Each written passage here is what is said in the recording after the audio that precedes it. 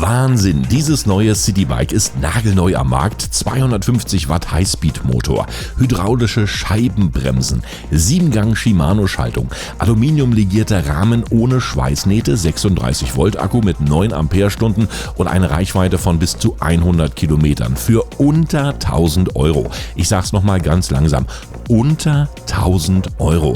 Das ist kaum zu glauben. Ich bin einer der ersten in Europa, der dieses Bike testen durfte, aber genauer hinschauen lohnt sich natürlich immer und was das neue DYU Stroll One alles so kann.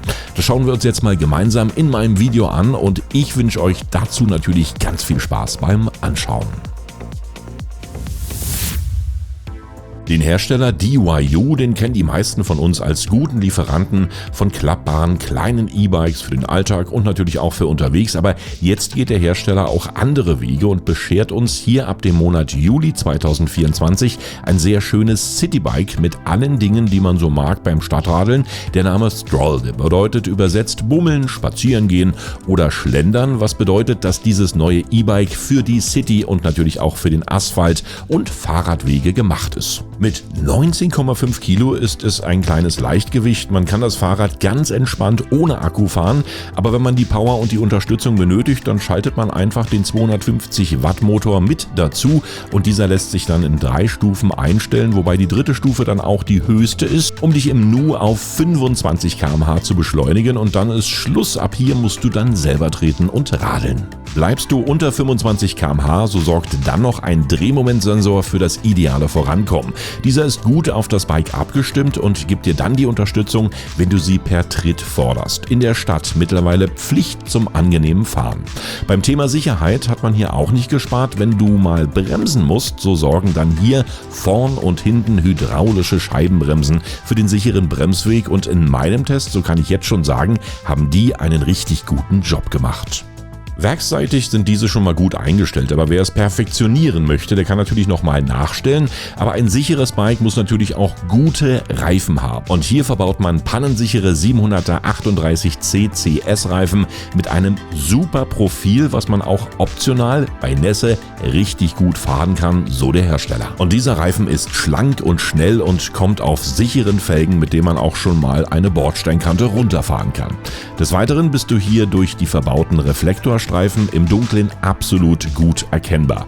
Damit das alles auch länger funktioniert, verbaut man hier einen 36 Volt 9 Ampere-Stunden Akku, der dich in Stufe 1 ca. 60 Kilometer weit bringt. In Stufe 2 sind es dann knapp 50 Kilometer und dauerhaft Stufe 3 bringt immerhin noch 43 Kilometer an Strecke, wenn du die Elektrounterstützung dauerhaft einsetzt. Aufgeladen ist dieser dann wieder in gut 6 Stunden. Das reicht locker zum Pendeln und fürs Stadtradeln. Und nicht vergessen, du musst auch nicht nur auf den E-Antrieb setzen. Das Fahrrad fährt sich auch ohne Antrieb absolut gut und leicht, sodass du in der Kombination auch locker 100 Kilometer Reichweite schaffen kannst. Der kleine und kompakte Akku ist am Rahmen leicht zum externen Laden herausnehmbar und sicher verstaut, denn durch das Schloss am Rahmen ist er vor Diebstahl gut gesichert, aber auch schnell wieder herausnehmbar. Steuern lässt sich das Ganze über ein kleines Display, was sich einfach bedienen lässt, seitlich anschalten und dann über die VIP-Tasten nach oben die 3 Fahrstufen regulieren. Während der Fahrt kannst du noch die Geschwindigkeit und verschiedene Tourdaten ablesen. Man kann das Display übrigens auch noch bei starkem Sonnenlicht gut ablesen, was in meinen Augen sehr wichtig ist. Eine App fürs Handy oder Lademöglichkeiten für dein Telefon gibt es leider nicht. Denn man setzt hier auf das schlanke, stromlinienförmige Design, was aber auf Wunsch noch Ausnahmen zulässt. Denn im Zubehör kannst du bei Bedarf noch einen vorderen und einen hinteren Gepäckträger sowie einen Getränkehalter erwerben, wenn es dann dein Wunsch sein sollte. Ich hingegen finde das DYU Stroll One aber genauso gut, wie es jetzt ist, ohne Schnickschnack, mit sportlicher Linienführung und schlichtem Design.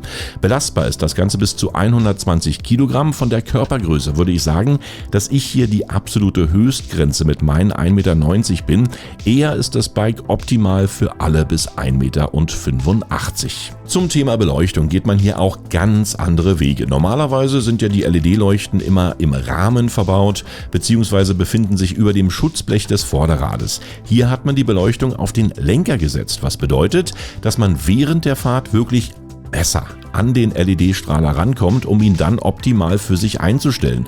Und zum Ausleuchten der Fahrtstrecke ist er wirklich gut bestückt, denn wie man hier sieht, beim Fahren kannst du die Strecke damit optimal erkennen.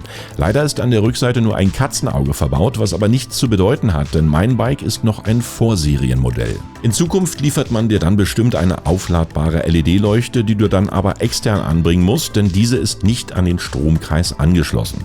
Am Lenker finden wir übrigens alles in gewohnter Form: die Bremshebel, das Steuerteil, eine Klingel, das Frontlicht und die 7-Gang Shimano-Schaltung. Mit dieser kannst du hier auf deinen Wegen optimal deine Fahrt anpassen. Sie schaltet butterweich, ist leicht zu bedienen und setzt immer den Gang ein, den du gerade benötigst. Zum Aufbau des Bikes ist im Lieferumfang alles soweit drin, was du brauchst. Ladegerät, Werkzeug, alle Bauteile, die noch nicht montiert sind. Übrigens eine sehr gute Videoaufbauanleitung für dieses Bike bekommst du hier auf YouTube. Den Link dazu habe ich euch hier direkt in meiner Videobeschreibung verlinkt, genau wie alle anderen Details. Plane etwa gut eine Stunde für den Aufbau ein, Bremsen einstellen, Luft aufpumpen und danach kannst du dann das erste Mal so richtig losradeln. So, und ihr habt schon gesehen, zu diesem Preis-Leistungs-Verhältnis ist natürlich eine ganze Menge an dem Bike dran.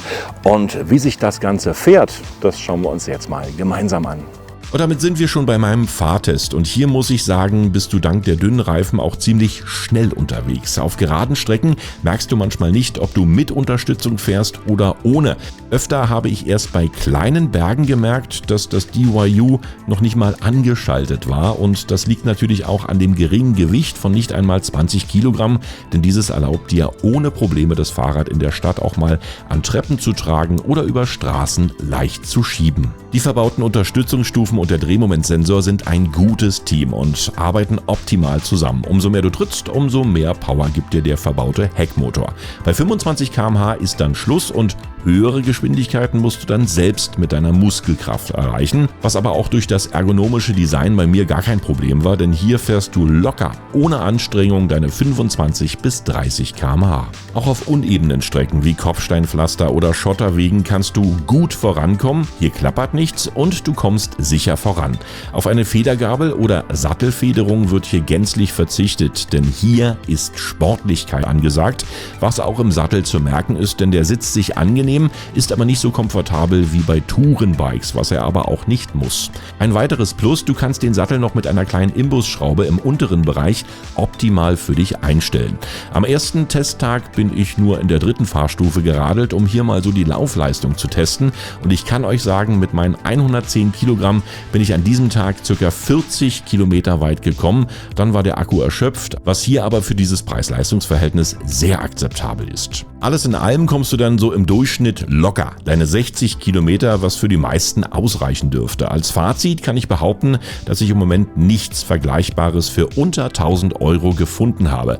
Das Design ist gut gelungen und bringt die Sportlichkeit als City- oder Asphaltbike gut zur Geltung. Und auch die Fahrposition ist so gut, dass mir nach über 2 Stunden Fahrt nichts wehgetan hat, und das Vorankommen in der Stadt macht richtig viel Spaß, denn du bist sehr schnell und wendig und zusätzlich auch sicher unterwegs, denn die verbauten hydraulischen Scheibenbremsen, die machen so einen guten Job, dass du rechtzeitig zum Stehen kommst, wenn du es musst. Alles in allem kann ich sagen, dass DYU hier einen richtig guten Job gemacht hat. Man hat hier ein sehr gutes Citybike gebaut, was absolut cool aussieht und zudem noch super fährt. Wer hier einen guten Begleiter auf Asphalt, Fahrradwegen und für die Stadt benötigt, der ist bei diesem Bike genau richtig. Aktuell ist es in der Frühbucheraktion für 999 Euro erhältlich und ab sofort lieferbar.